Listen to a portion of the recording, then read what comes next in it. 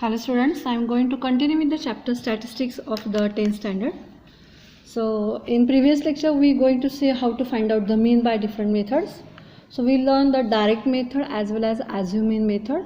Today we are going to see the step deviation method by which we are going to calculate the mean. And I am going to take the same example that we learn in direct method as well as in the assume mean method. So the example is same, that is we are given the money, that is from 0 to 10, 10 to 20, 20 to 30, 30 to 40, 40 to 50 and the frequencies are 5, 7, 5 to 6.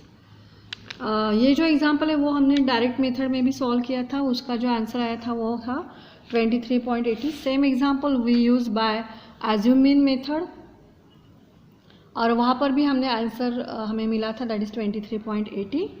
तो same example में इसलिए ले रही कि आपको भी ये पता चलेगा कि आप कौन सी भी मेथड यूज़ करते हैं तो आंसर सेम ही आता है. लेकिन एग्ज़ाम में अगर आपको कोई स्पेसिफिक मेथड पूछा गया है तो आपको वही मेथड फॉलो करना है, ठीक है. तो in direct method we use the 4 columns, in assume mean method we use the 5 columns, and now we are going to see the step deviation method in which we have to draw the 6 columns. तो 4, 5, 6, तो 1 1 जो column है वो हर एक method में increase हो रहा है. तो 6 कॉलम्स में हर एक कॉलम में हमें क्या लिखना है वो आपको याद करना है. So 1 that is first column में हमें लिखना है, that is class which are given in the example. In second column we are going to write the class mark. You know the formula of the class mark, that is upper limit plus lower limit upon 2 करके हर एक class का हम class mark लिखेंगे. Then third one is the deviation, that is di, and we find it by xi minus a, which we learn in assume mean method.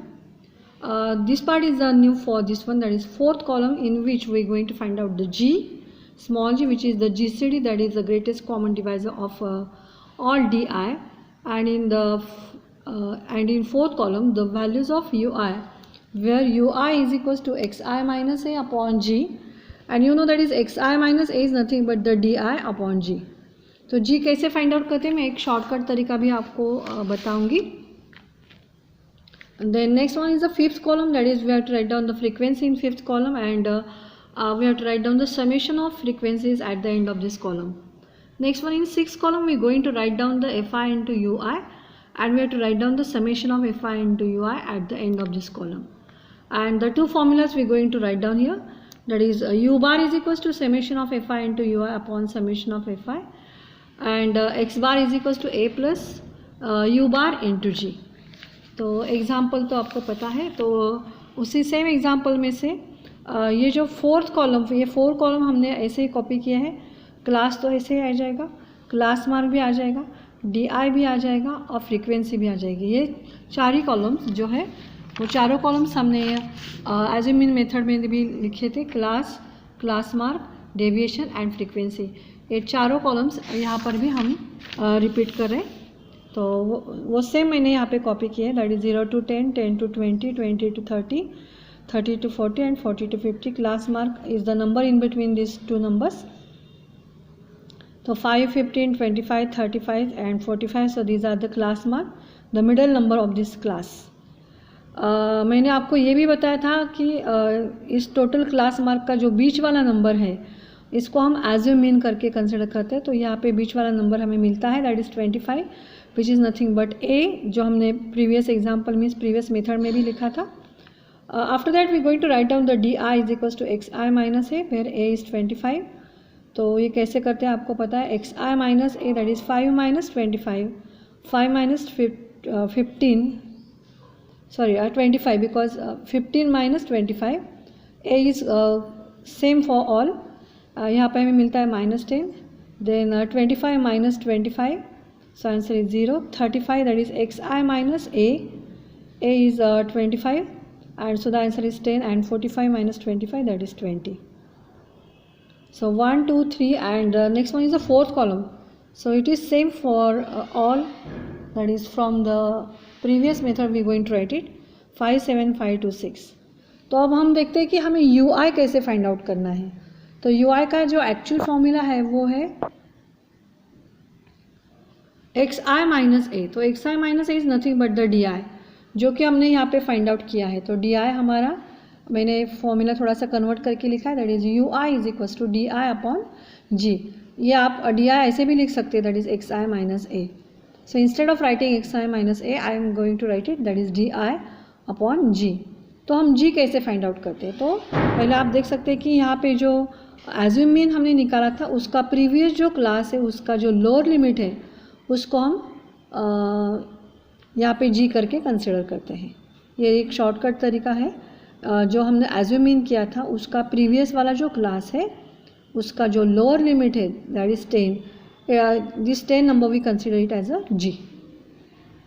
तो G है हमारा 10, तो मैं डी आई को 10 से डिवाइड करूँगी। सो डी आई क्या है यहाँ पे -20 divided by 10, so we get here -2।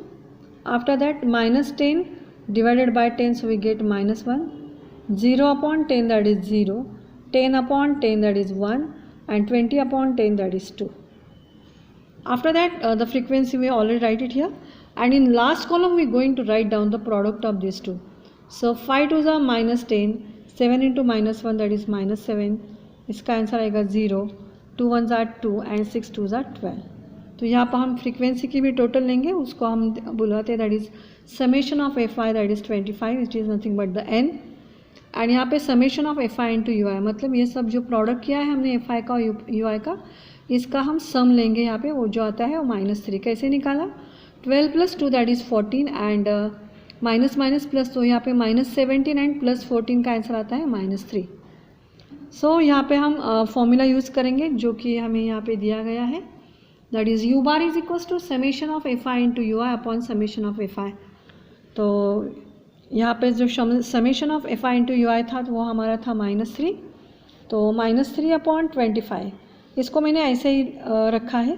After that the second formula you have to write down that is X bar is equals to A plus U bar into G. तो A जो एज्यूमिन हमने यहाँ पे consider किया था वो था 25, you बार का जो आंसर मुझे मिला था वो है -3 अपॉन 25, इंटू जी हमने कंसिडर किया था वो था 10। तो ये कैसे सॉल्व करेंगे? 25 एज इट इज़, इन दोनों का प्रोडक्ट हमें करना है। तो पहले plus minus minus, 3 into 10 that is 30 upon 25। Here I am going to take the LCM, LCM is 25, so 25 into 25 so we get 625 - 30, so 595 upon 25, and so my answer is 23.80. So in this concept, that is to find the mean by direct method, assume mean method and step deviation method, we consider only one example, and after solving by different methods of to find the mean, here we get the same answer. So here in first method, that is a direct method, we use the 4 columns. In second method, that is assume mean method, we use the 5 columns, and in the step deviation method we use the 6 columns. So you have to keep in mind all columns and all the formulas so that we can find out the mean.